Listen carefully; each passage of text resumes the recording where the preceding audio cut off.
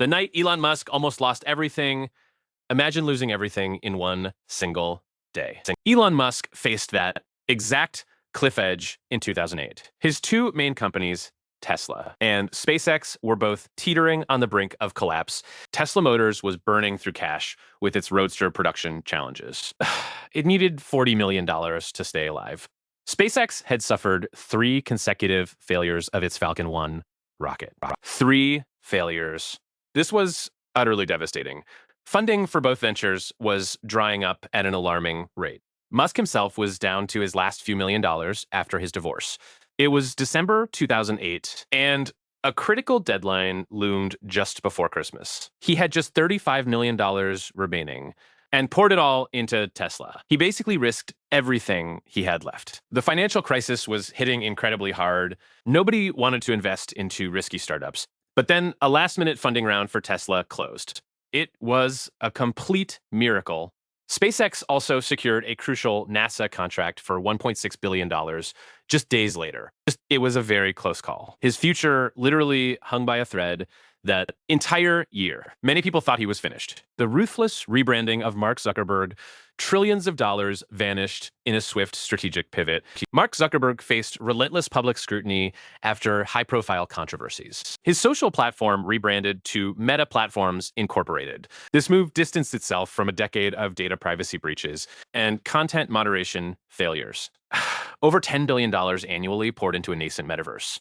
This new direction shifted focus toward virtual reality and augmented reality. User engagement showed slowing growth across key demographics, despite nearly 3 billion active monthly users. Market capitalization plummeted over $500 billion in early 2022. Investor confidence suffered. Critics called the name change a distraction from core platform issues. Zuckerberg championed the Quest virtual reality headsets. His digital frontier vision consumed substantial resources. Stock price dropped nearly 70% from its peak. This rebranding attempted to redefine its future and repair a tarnished public image. An uphill battle to regain user trust. The original platform reached over 1/3 of the world. This aggressive transformation continued. How Jensen Huang built the AI empire while no one was looking. One company silently built computing's next empire. Jensen Huang's NVIDIA, established in 1993, started creating graphics cards for gaming PCs. For years, its core business was rendering complex visual worlds. But Huang and his team saw a future beyond pixels, a profound shift in computing. They realized their graphics processing units had an untapped power for parallel computation. This was ideal for complex scientific simulations and early machine learning algorithms. In 2006, they introduced CUDA, a revolutionary software platform that let programmers use GPUs for general-purpose computing, not just graphics. Competitors like Intel focused on CPUs, missing this critical turning point. NVIDIA invested billions over 2 decades. This foresight allowed them to dominate the emerging field of artificial intelligence. Their market share for high-end AI chips now exceeds 80%. A near monopoly. The company's valuation soared past $1 trillion in 2023, a 20-year journey from gaming to AI supremacy. So they built this empire while others were still focused on traditional processors, unaware of the coming data explosion. It was a visionary gamble, and it completely redefined the tech world. The secret, relentless culture of Jeff Bezos' early days. They worked 70-hour weeks, often sleeping under desks. Jeff Bezos forged Amazon's early culture through relentless demands. He started in 1994 from a tiny Bellevue, Washington garage. Initial capital was $300,000 from his parents. Shel Kaphan became an early employee in 1995. By 1996, Amazon grew to 151 employees. The company focused on extreme customer obsession. Frugality was a core principle. Everyone worked hard. Offices used old doors for desks, a 2-pizza team mentality. He demanded high standards for hiring. And quality. This drive powered fast growth. By 1990, just 5 years later, Amazon's market value hit $29 billion. A massive jump. Bezos believed in disagree and commit. This intense environment pushed people to their limits. He demanded excellence from every team. Many left due to pressure, but a core group stayed to build something transformative. The dark side of Bill Gates's philanthropic legacy, millions of lives hang in the balance of one man's decisions. Bill Gates's foundation now holds assets exceeding $53 billion. His influence on global health is immense. $300 million given to the World Health Organization over 5 years alone. Fossil fuel. And tobacco corporations received indirect support. In India, vaccine trials faced serious ethical questions. A study linked his initiatives to vaccine injuries and deaths. Some report 490,000 children in Africa became paralyzed from polio vaccine. Land acquisition, too, raises eyebrows. A purchase of 270,000 acres makes him the largest private farmland owner in the United States. This concentrated power reshapes public health decisions, globally affecting millions. His philanthropy provides him unprecedented global leverage. The foundation prioritizes profitable solutions over public good approaches. It is a complex web of money. And unchecked power. Why Warren Buffett still lives in that $31,000 house. A person with over $130 billion lives in a house bought for just $31,500. Warren Buffett, the Oracle of Omaha, has called this modest residence his primary home since 1958. He has continuously resided there for 66 consecutive years, an astonishing duration for someone of his financial stature. The actual property is not a mansion. It measures 6,500 square feet. It features 5 bedrooms and 2.5 bathrooms. This humble abode sits in Omaha, Nebraska. Its estimated market value approaches $1 million, a substantial appreciation from its original cost. Yet this value is tiny contrasted with his enormous personal net worth. This unwavering dedication to his original dwelling powerfully exemplifies his fundamental investing principles. These always underscore enduring value and reject unnecessary extravagance. He has occupied this same house for over 6 decades. This span exceeds the full lifespans of countless human beings. His simple residence stands as a direct argument against the belief that vast riches demand ostentatious luxury. Annually, he allocates a small amount for property taxes. This living choice serves as an indisputable affirmation of his extremely practical and deeply grounded approach to managing wealth and everyday life. Bernard Arnault, the wolf in Kashmir who conquered luxury, one man's relentless ambition reshaped global commerce. Bernard Arnault, a strategist, built a luxury empire unlike any other. His unwavering pursuit of high-end brands created the world's largest conglomerate. He controls over 75 iconic houses, from fashion to jewelry to wine.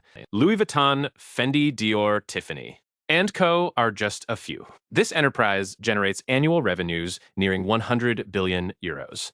Arnault became the world's richest person with a net worth surpassing $200 billion.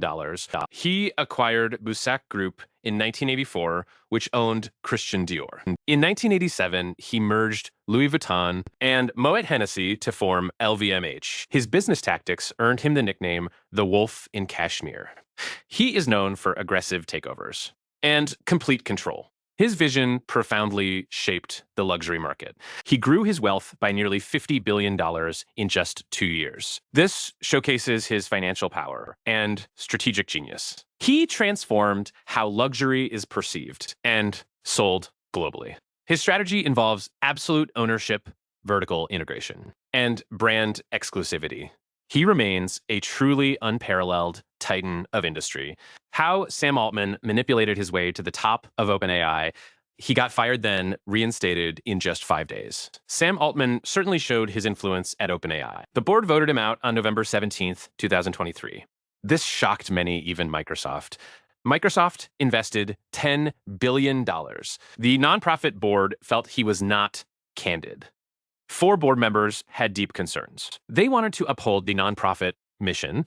Sam Altman pushed aggressive commercialization. A huge power struggle ensued. 3 board members then resigned. Hundreds of employees threatened to quit. They signed a letter demanding his return. A new board was wanted. The pressure was immense. Key investors pushed hard. Satya Nadella from Microsoft supported Altman. Negotiations lasted for 72 hours. A new interim board formed with 3 members. Brett Taylor became chair. Larry Summers. and Adam D'Angelo joined. Within days, Sam Altman was CEO again. A new 9-member board was planned. This ordeal highlighted deep conflict. It showed a CEO's immense power. The company mission faced challenges. It was a fight for AI control. Many lessons came from those tense days. The tragedy of the $100 billion man, Gautam Adani. $100 billion just vanished fast. Gautam Adani, a self-made tycoon, faced this sharp fall. His fortune peaked over $120 billion, making him the world's third richest person. The Hindenburg report in late January 2023 changed everything.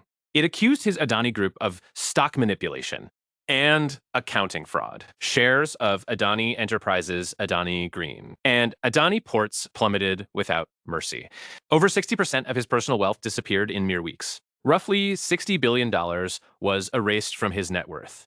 The entire group's market capitalization fell by over $150 billion. This shook investor confidence globally, sending shockwaves.